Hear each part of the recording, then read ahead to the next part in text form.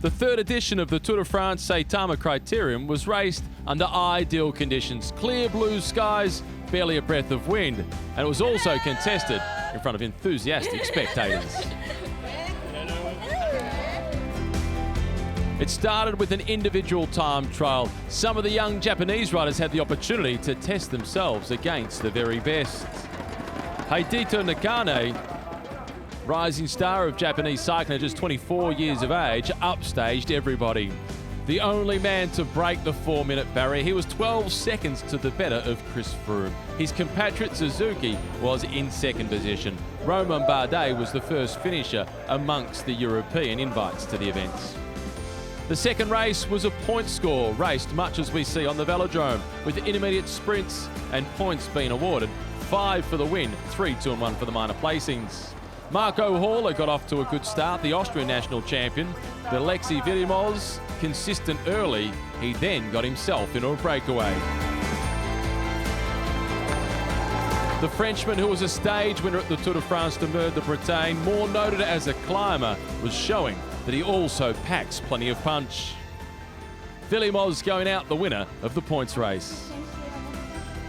He got the win ahead of Marco Hall, and it was then Marco Coldan in third position.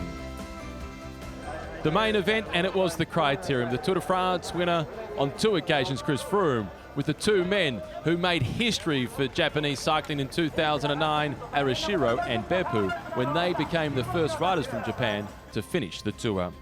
A King of the Mountains prize was also up for grabs, and Romain Bardet was collecting the points along the way. The first man to attack was Kupoki, the Japanese national champion, and as they made their way through the Saitama Super Arena, Chris Froome was taking advantage of taking his jacket off as things were starting to heat up. Bardet extending his lead in the race for the King of the Mountains classification. Inside the final 10 kilometres, a select group of 6 found themselves off the fronts. Froome, Degenkolb, Bardet, Rodriguez, joined by Adashiro and Beppu. With a lap remaining, Ashiro tried his luck. Degenkolb was closing it down.